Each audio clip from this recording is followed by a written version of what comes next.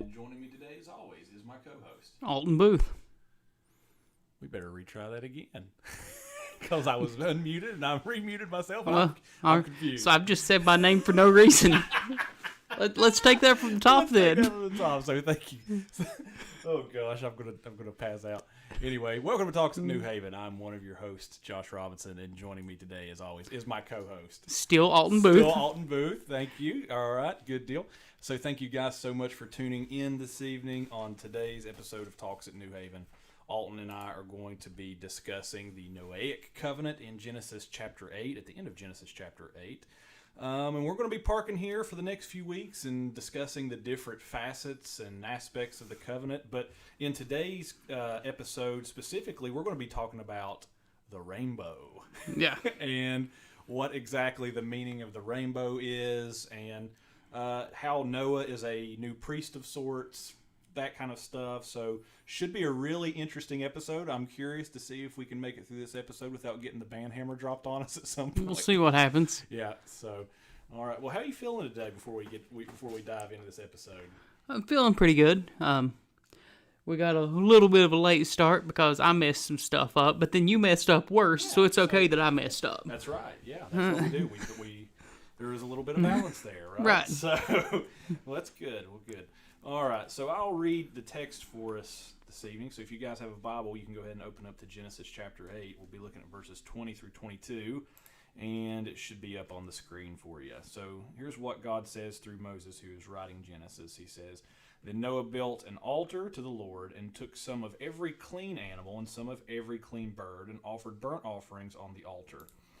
And when the Lord smelled the pleasing aroma, the Lord said in his heart, I will never again curse the ground because of man. For the intentions of man's heart is evil from his youth. Neither will I ever again strike down every living creature as I have done. While the earth remains, seed time and harvest, cold and heat, summer and winter, day and night shall not cease." And so, Alton, if you want to, we can just go ahead and take that from the top in verse 20. I'm sure we'll touch on a few things that's in chapter 9 that's not in the text, just to go ahead and get some of that out of the way. But yeah, we'll just go ahead and take it from the top. Yeah, so we'll start right here in verse 20.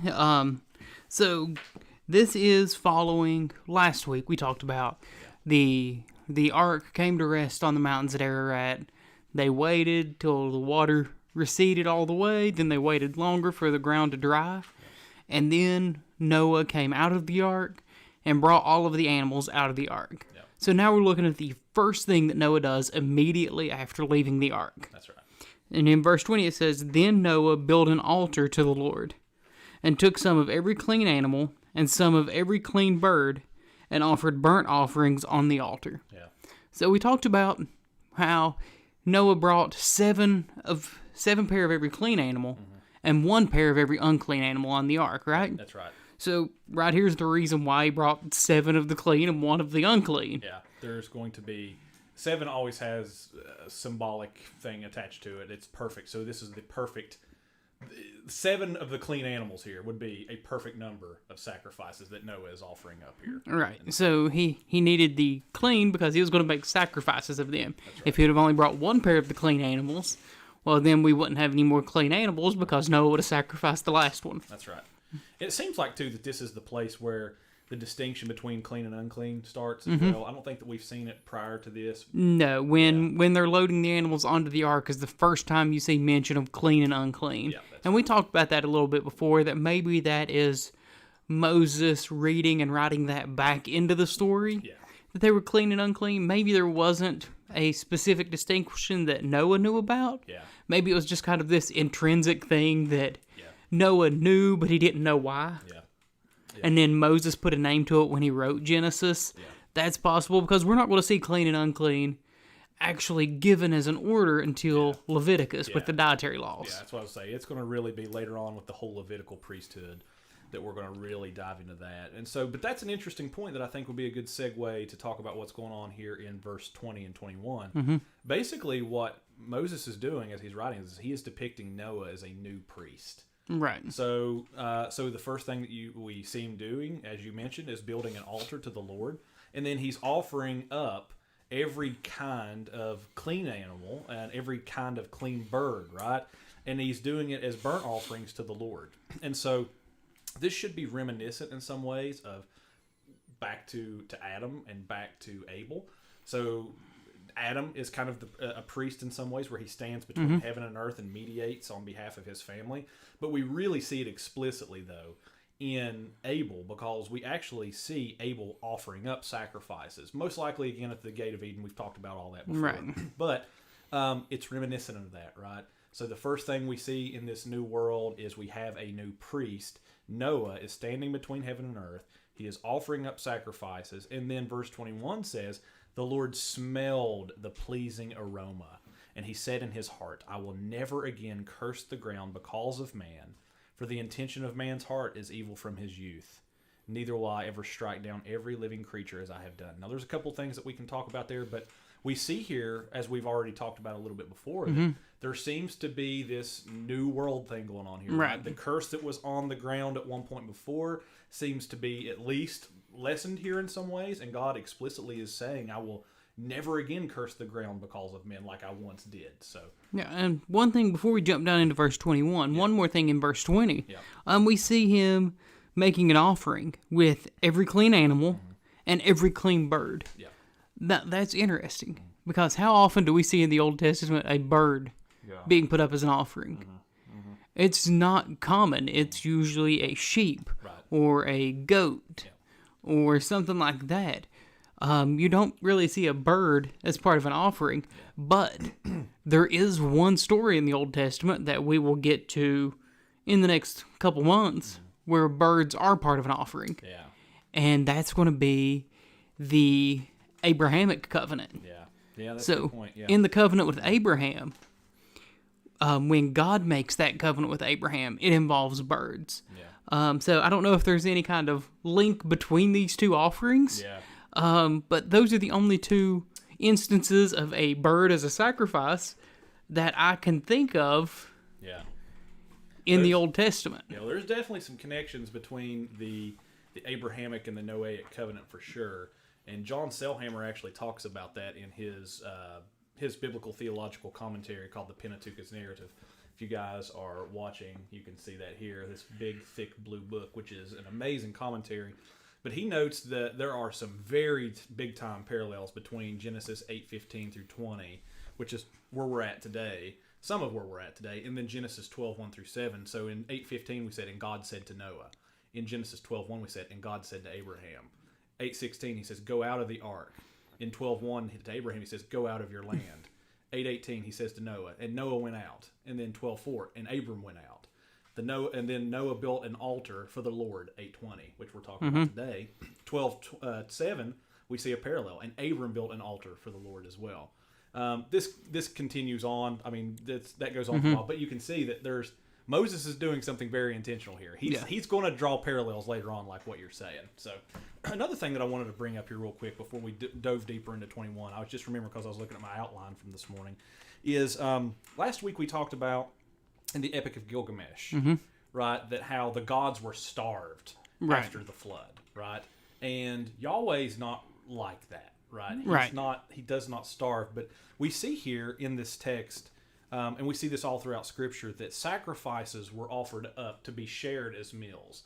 And it's not, and this is pretty much all over the ancient world, but it's different in Israel, well, for the Jewish people, than it would be for the other nations. So Yahweh shares a meal not because he's starving or he's hungry, like the gods of the nations, but rather because that's how he prefers to have communion with his people. And so what mostly would have happened here is Noah, as this priest, would have made the sacrifice, and then he would have brought the parts of it out. He would have shared it, and then he would have shared it also with his family as well, even though the text doesn't say it. We see that later on with the Levitical priesthood. But R.C. Sproul says it this way, just to kind of drive this point home a little bit more. He says, we speak of the covenant meal because food was an important part of covenant making in the ancient Near East. Eating with other people was a significant event in ancient days, for only parties who were at peace could dine together. That the meal was eaten at all demonstrates that God made peace with this representative of Noah, and therefore his entire family. And so basically he's kind of foreshadowing some of the things that we'll talk about also with the rainbow and kind of what it signifies. But basically, that God shares a meal doesn't mean that he's hungry. It means that there is peace, there is communion. Right. It's also extended from Noah to his family as well. Right. And if even if at this point they did not eat the animals of the sacrifice, it's coming very soon. Yeah. Because we'll see next week when we get down into Genesis 9, in verse 3. Yep. That says, every moving thing that lives shall be food for you. That's right. And as I gave you the green plants, I give you everything. That's right. So we see in a couple verses from where we are now that people had been told, hey, eat fruit, eat plants. That's right. And now that's going to change a little bit. Yep. We're going to be able to eat anything that we want up until Leviticus when the dietary law comes in, and then we're cut down on what we're able to eat again until the book of Acts, basically. Yeah, with Peter and the whole take up and eating thing, and, and the bacon and the eggs. Right. I'm just thinking about breakfast right now. I'm sorry. So now we're going to jump down into verse 21. Yeah. And here Moses says, and when the Lord smelled the pleasing aroma, the Lord said in his heart, I will never again curse the ground because of man. So we'll stop right there. Yeah. So we see the Lord saying to himself, okay, I'm not going to do that again. And that's after he smelled the pleasing aroma of the offering. Yeah. So that's kind of interesting. So is it Noah's offering that made God decide to keep people? Was Noah that good of a cook that God smelled it and said, you know what? I'm going to keep these guys around. That smells great. You know what? I really like the chicken that he's cooking on here. Right. Is that what Moses is saying here? John Sailhammer kind of seems to point at that a little bit, but I don't know if it's the offering that makes God like, okay, now I'm going to do this. I'm going to keep these guys around. God in his grace has, obviously Noah has not done anything to merit God's grace to begin with, right? But yeah, I mean, it's just there's an order to things here. It seems like, but I don't think that God is like looking at this sacrifice and like, you know what, this is so good. I've just decided that I'm going to do this now. So, right. Yeah. This is something that God had decided from the beginnings of creation. That's right. That he was going to do. Yeah. This is kind of a anthropomorphizing God again. Yeah, he's like he has nostrils, and right. Talks about that he's got in his heart. He says this later on here, but and that his mind is changed by things that happen. We know that that's not really the case. Yeah. But he says that he will never curse the ground because of man. Yeah. Then he goes on to give a reason for that. So why is he never going to curse the ground because of man? Because. For the intention of man's heart is evil from his youth. That's right. It's like, I'm not going to curse the ground because of man, because he's not saying because they can't help it. That's not what it means here. What he's saying is, I'm not going to curse the ground because of man, because then I would be continually cursing the ground. Yeah, this cycle would never end. And so, it seems like that's what God's saying here. And we've hinted at this a little bit as well. We know that there was a whole curse put on the ground in Genesis chapter 3. There may or may not be a lessening of that, but we know that later on Noah is going to go and he is going to plant a vineyard. And so, but it does seem to have this overtones that we are in some sort of new creation where things have been restored. And we're really going to see that here in verse 22, and we may back up here to 21 because there's some more things that we need to talk about there. But in 22, we see that while the earth remains, seed time and harvest, cold and heat, summer and winter, day and night shall not cease. So God is going to even restore the natural cycle of things to the way that it was prior to the flood, and even before that. So right. Yeah. So now finishing up here in verse 21. After God said the reason he's never going to destroy earth because of man is because man is terrible and he'd be destroying earth all the time. Yeah, this process would never stop. He says, neither will I ever again strike down every living creature as I've done. Yeah. So there's never going to be another time that God destroys everything that lives on the earth. Now, He, of course, didn't destroy everything that lived on the earth here. Yeah. Because everything that was on the ark lived. That's right. Right? Everything that was on the ark was saved. That's right. But he destroyed everything that was outside of the ark. That's right. Everything that did not receive his grace was destroyed. Yeah. So we have a promise here from God Yeah. that that's never going to happen again. Yep. And so trying to figure out how I want to say this without it. I can see the wheels turning here. So you know what I'm trying to say I think here. I know what you're trying to say. Is this saying that the earth is not going to be destroyed, and that everyone on the earth is not going to be destroyed? Oh, goodness. Is that what Moses is getting at here? Okay. Well, so here's what I think that Moses is getting at. We know that there's at some point going to be a final judgment. And I have a different view of the end times than probably what most people do who are listening to this. I am not a dispensational premillennialist who thinks that the world is going to be destroyed with fire and brimstone and all of that. I've not held to that position in over probably a decade now. So I don't think that that's how the earth is going to end. So what I think that it's saying here is that basically this, God is it's going to be, well, I'm going to go ahead and just draw a parallel to Christ here. Christ, in some ways, as we talked about, is like the ark. Okay? Paul uses the language of union with Christ, being in Christ. John even refers to Christ as the door, right? We enter through the door, like Noah entered through the door into the ark of salvation. So all who are in Christ, just like in Noah's day, will not be destroyed. Now, there will be a day when there's a final judgment, right? And that those who aren't in Him will be destroyed, just like those who were outside of the ark were destroyed. And Jesus even refers to that himself in Matthew chapter 25, and he even refers to it as being like the days of Noah.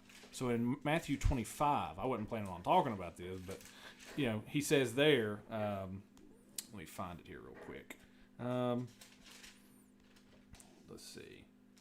Yeah, he talks about the day and the hour nobody knows.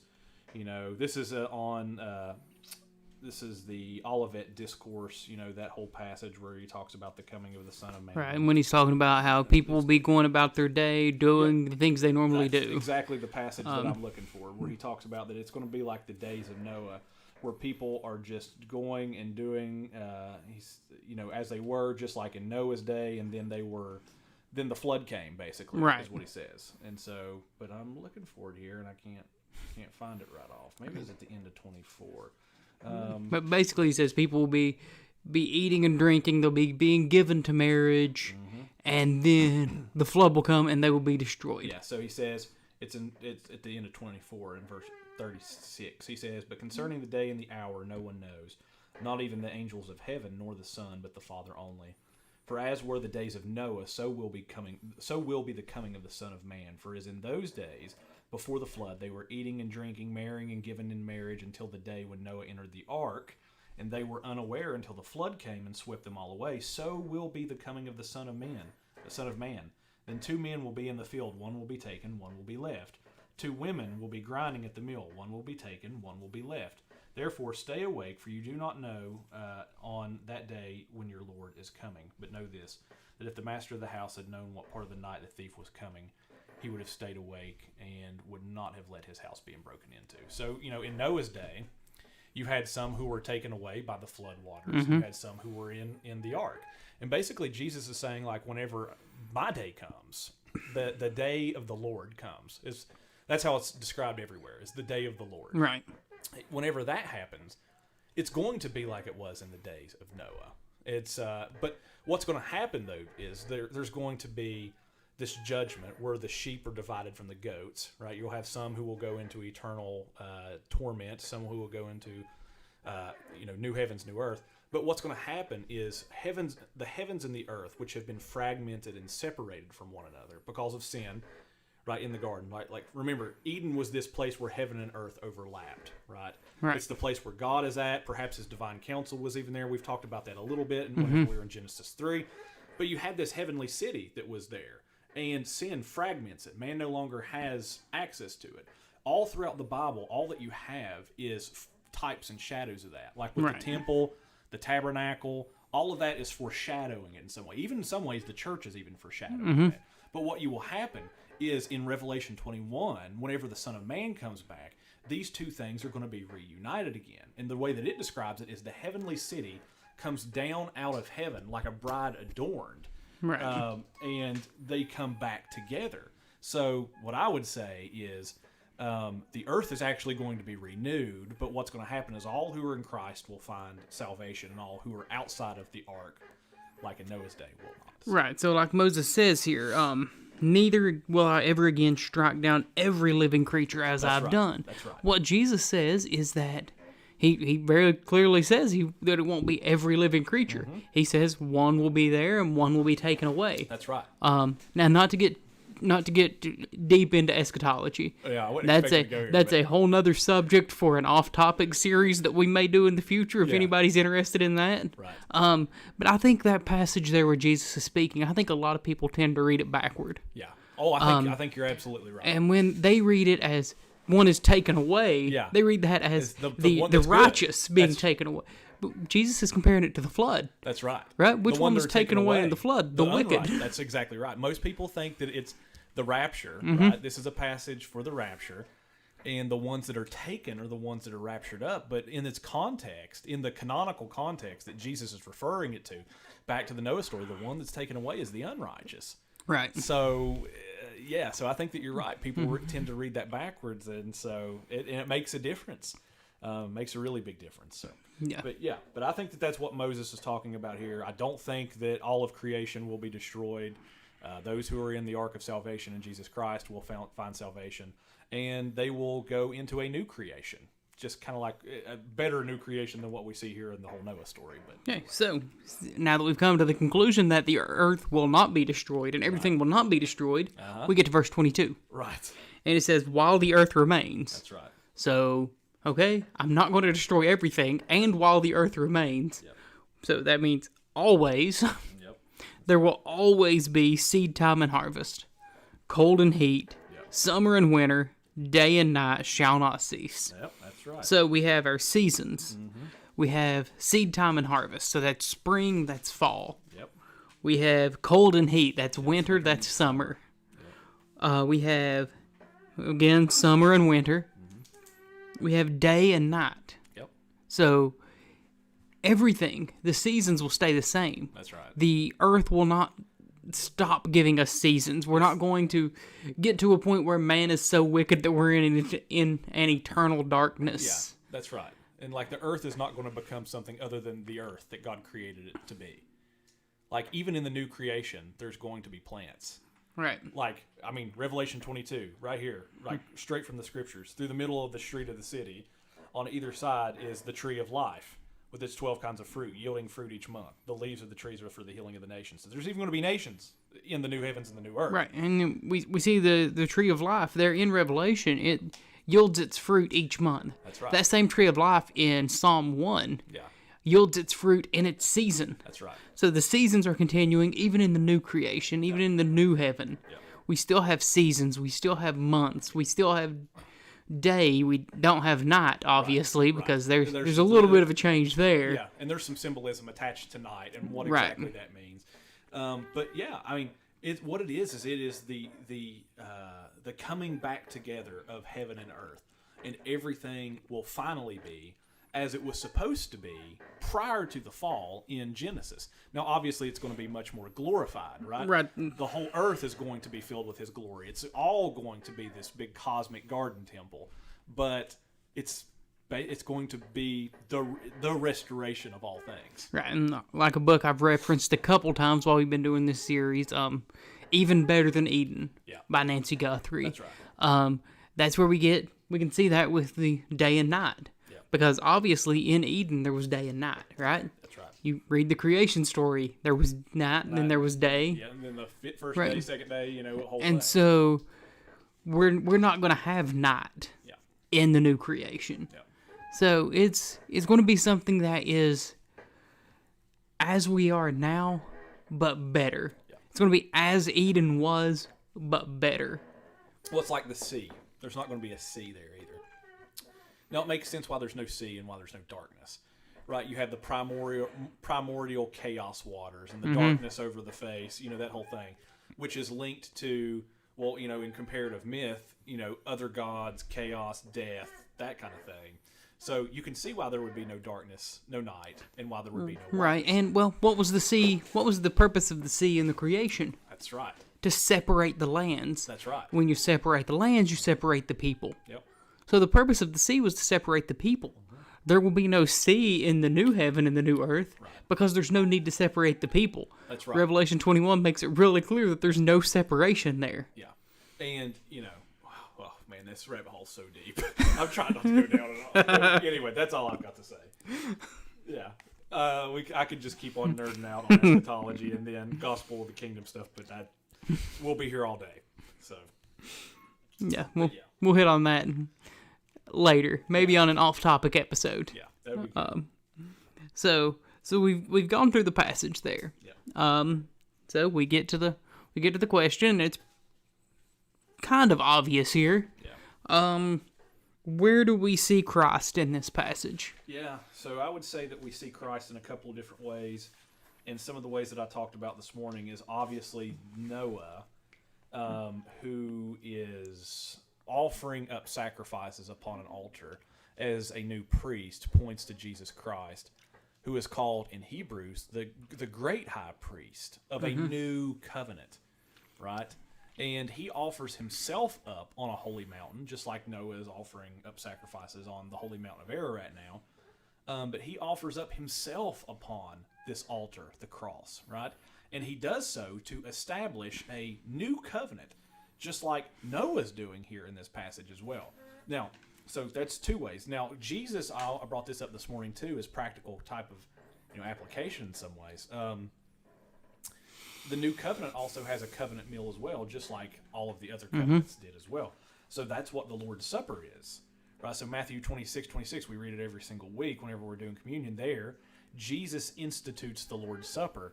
And he takes the elements. He says, this is my body, this is my blood, right? This is pointing to these things that I'm going to do.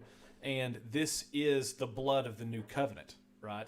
So in the same way that Noah is ratifying this new covenant in Genesis chapter 8 with blood sacrifices, Jesus Christ does the same thing. And so that's how, two ways that this points to Jesus, I would say. Yeah. I think another place we can see Jesus here is in the actual sacrifice itself. That's right. So this sacrifice, when it was made, God's response to that sacrifice is to say, I will never again curse the ground because of man. Yeah. And I will never strike down every living creature. So as a result of that sacrifice, man is no longer under the wrath of God. That's right. Yeah, John Selhammer actually talks about that in his commentary here in the Pentateuch's narrative. He says, in the account of Noah's altar and the covenant, the author continues his close associations with Genesis 1. So he's talking about this whole new creation thing. He says, as a result of Noah's altar and offering, the state of humankind before the flood is restored, which we've talked about. And here's what he says. He says, human beings are still fallen, but through an offering on the altar, they may yet find God's blessing. And so Jesus Christ offers himself up as the spotless Lamb of God, and there, by having this sacrifice over us, applied to us as a covering, as atonement, we also find God's blessing as well. So, now to just steal a little bit from chapter 9. Yeah. And because we're talking about covenant here, we're talking Noahic covenant, and you can't talk about the Noahic covenant without mentioning the rainbow. Oh, that's right. Right? That's right. So we'll look at that just a little bit. So we'll see a couple times in chapter 9. We see God say, I have set my bow in the cloud. That's right. And it shall be a sign of the covenant between me and the earth. Yeah. Right? So that bow, that rainbow is set in the sky so that we can see it as a reminder of this covenant that God says he will never flood the earth again. Right. Like on the surface level, that's what he Surface level. says. Yeah, very surface Now level. there's a lot more that's being said in that. That's right. So we'll start with the fact that the Hebrew word here for bow that is used here in Genesis 9 is, while it can be translated rainbow, it's also the same word for an actual bow. Yeah. As in a bow and arrow. Yeah, a weapon for war. Right. The war bow is how some people translate it. So James Jordan, in his book Through New Eyes, actually calls it the war bow. He said God gave this special sign for the new Noahic covenant. He placed his war bow in the sky as the rainbow. And the war bow, God's weapon, is parallel to the flaming sword of the cherubim in Genesis 3:24. So basically, it's this weapon, right? And so you have to ask yourself for what? Right. So, and I think there's two things that are significant about it being a weapon. I do too. The first is that this is God sitting his weapon down.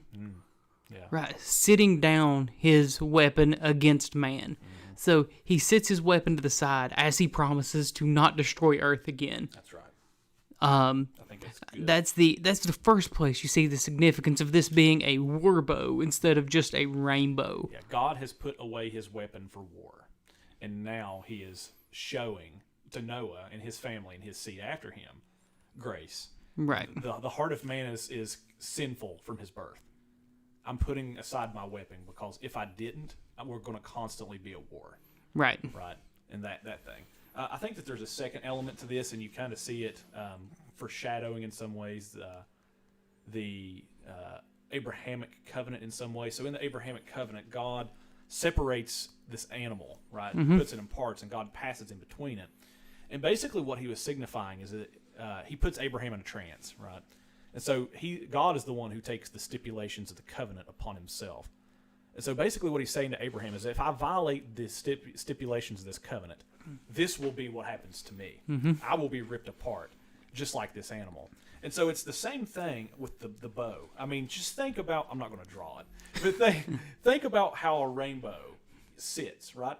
It's a bow, like a bow and arrow, and where is it pointed? Right, it's pointing upward. It's pointed upwards, right? It's pointed to the heavens. And so it's as if God is saying, I will take these curses upon myself. This bow is aimed at me. If I break this covenant, right, if I do curse the ground, if I do destroy every living thing again, then I will be the one to reap the curses of this covenant. Right? So I'm seeing here, I thought James Jordan said something about it, but he actually doesn't say anything else about it. But I think it was Jared Wilson, maybe, or somebody said something about it. I can't remember who it was, but yeah, that's basically what's going on with it. Yeah. So God's sitting his bow to the side. Yeah. Like we said, first it is a sign of grace. It's a sign that, hey, I know man is terrible. Yeah. Like Genesis 8:21.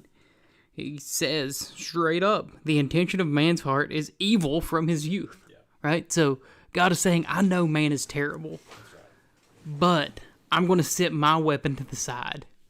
I'm not going to punish man for every time he is terrible. Yep. Instead, I'm going to show grace. Yeah. And then the second, like you said, is God taking on the punishment for breaking this covenant. So we see that in a couple different covenants, right? You talked about the Abrahamic covenant as well. Covenants that God makes with a man. Yeah. God is so confident that he will keep those covenants that he takes all of the punishment onto himself if he were to fail. Yeah. I've got a third thing here that I want to mention about the rainbow, and it's going to touch on some controversial matters. Okay. But basically, I wrote this a while back on the rainbow, looking at the rainbow. But here's basically what it says, though. One of the things to notice about the war bow is that, in a sense, it's sacramental. And so John Calvin notes this. He says, it's connecting heaven and earth as a bridge, right? So you've got, you think about the leprechaun that's at the end of the rainbow. And right. You go from, it's a bridge, right? But so it's sacramental. It's connecting heaven and earth as a bridge, signifying that after the dissolution of things, right, which the colors are representing, there's many colors in a rainbow, and it's reflected as white light. The real presence of God is once again available to man, which we've talked about. But it says the way that God accomplishes the war bow is fascinating, and it adds meaning as well. The bow is created by joining together opposites, right? So, which is the binary. Opposites are binary, right? So, in the wisdom of God, in the same way that a family happens by joining together the opposites, right, male and female, so too the war bow happens by joining together of opposites, which are sun and light, and water and droplets, right? So I know that this is a symbol that has been co-opted for pride, Right. right? And it's used kind of as this symbolism of, you've got all these different colors, which symbolize kind of all these differences, right? And they use those to kind of symbolize different subgroups in this pride movement, right? And so the interesting thing, though, is that God is symbolizing that it's not these opposites dividing. It's this binary thing coming together and making a bridge in some ways. But anyway, we can talk about that a little bit more. But yeah, I'm trying not to get super Right. Yeah. And so before we came on, we were reading an article by Jared Wilson, who is a guy much smarter than either one of us. Right. And what Jared Wilson said was that by taking the rainbow and using it to flaunt sin in the face of God, Yeah. what people are doing is encouraging God to pick his weapon of war back up. Right. That's, yeah. Yeah. And so Jared Wilson says it pretty good there. Yeah. There's this bit in Lord of the Rings that talks about rainbow, and Saruman is he's dressed in white, right? He's like famous for being a wizard who's dressed in white, but at one point in the story, he kind of becomes this Saruman of many colors, and he's having a conversation with Gandalf, and he says, "For I am Saruman the Wise, Saruman Ringmaker, Saruman of many colors," right? And said, it says this, and Gandalf looks at him. He says, I looked then, and I saw his robes, which had seemed white, but were not so, but were woven of all colors. And if he moved, they shimmered and changed hues, so that the eye was bewildered. And he said, I liked white better. And then Saruman says, white, it serves as a beginning. White cloth may be dyed. The white page can be overwritten. The white light can be broken. And then Gandalf says, in which case it is no longer white. And he that breaks a thing to find out what it is has left the path of wisdom.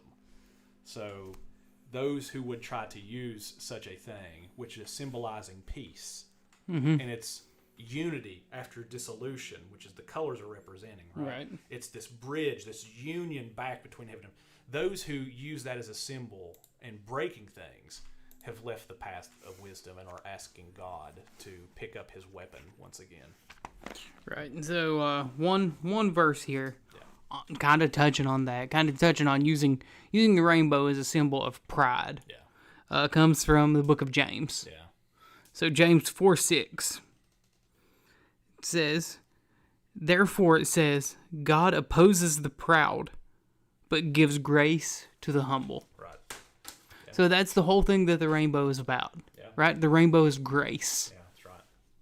And you see those two put here directly in contrast to each other. That's right. Grace is not given to the proud. Yeah, that's right. And that's something that I think that our culture should heed. And it's not a virtue. Pride is not a virtue. Right. Humility is a virtue, right? Pride is the opposite of being virtuous. It's this sense of knowing it all and having it all together and being superior. That whole thing. And well, as the word clearly says, God does not give grace to that type of person. Right. He gives it to the humble. So. Right. So we're at about 40 minutes in. Yeah. Which is honestly longer than I thought we would go on this passage. I thought for sure, yeah, that it's much shorter than that. But we've covered kind of the start of the Noahic covenant here. Yeah. And the promise that God makes to Noah. Next week, we're going to get into Genesis 9, and we're going to look at some of so we're going to shift focus a little bit from God making promises to God giving commands to Noah and to his offspring. We're going to look at that some in the beginning of Genesis 9 next week. Also, this week, we have an episode of Off Topic releasing. On Thursday morning. It's going to be audio only. It's a little bit shorter, but there's a lot in this episode that we recorded. Yeah. Do you want to tell the people what we talked about? Right. So we talked about the subject of, well, I'm going to put it this way. We talked about a specific phrase. We talked about the phrase, once saved, always saved. And what do we believe to be true about that phrase? I think it was a really fun conversation. I did too. So I'd encourage everybody Thursday morning to go download that, give it a listen. It was fun. If you want to know our thoughts about it, then you have to listen to the podcast. Right. We're not going to give you any hints or previews or anything like that. If you want it, you got to listen to it and listen to it the whole way through. It was like 15, 20 minutes. About 15 minutes. It wasn't that long. Super manageable to listen to. You can listen to that to or from work or whatever, or cleaning the house or whatever. So it shouldn't be a hard episode to work through. So, but I'll say this. I'm also planning on in the next probably next week, showing how also Noah is kind of bringing back together priesthood and kingdom in some ways. So you see that he's this priest where he's got this altar, but we're going to see next week that he's kind of given the sword in some way. Like he's able to judge between good and evil, right? Right. So whoever sheds blood, their blood's going to be shed. Later on, the Apostle Paul's going to talk about this task that the civil government has as bearing the sword in Romans 13. So in some ways, Noah is bringing back together kingdom and priesthood. Now that's going to get separated out throughout the rest of the Old Testament. Like you're going to see Saul, the King Saul later on, who tries to offer up sacrifices, and he's cursed for doing that. It's because kingdom and priesthood get separated. But ultimately, what Noah is pointing to in being a king priest is in some ways Melchizedek, and then also Jesus Christ, who is king priest. So we'll be getting into that next week. So if you all have any questions about that, if you have any questions about anything we've talked about today, anything we've touched on in Genesis so far, I know we've been here almost half a year at this point. If you have any questions about what's coming up in Genesis 9, feel free to get those questions to us. You can comment them on the video here on Facebook or YouTube. You can send us a message through Facebook Messenger at New Haven Church. You can send us an email. Go to our website, newhavenwv.com, click the resources tab at the top of the page, and then click Talks at New Haven, and there's a form there where you can submit an email. Or probably the best way to contact us about the podcast now is through our Instagram page. That's right. So at Talks at New Haven on Instagram. You can send us messages there. If you follow us there, you'll also get notifications when we're going live on here, and you'll get notifications when every podcast drops. Also, too, if you have never listened to our podcast before and you want to listen to those episodes that we mentioned that's coming out this week, you want to head over to our Instagram page. Because if you head to the Instagram page and click the link there in our link tree, right, it will show you all of these different platforms that we're on. You can pick if you use Spotify, if you have an Apple device, you can click on that one. If you have a Google device, you can click that. It will give you all these different ways that you can listen to the podcast in a really simple way that will make it easy for you. So head on over to that and check that out. Right. So, and that's all I've got for you. We'll have, like I said, we'll have an off-topic episode up on Thursday. So until then, we will see you all next week. See you then.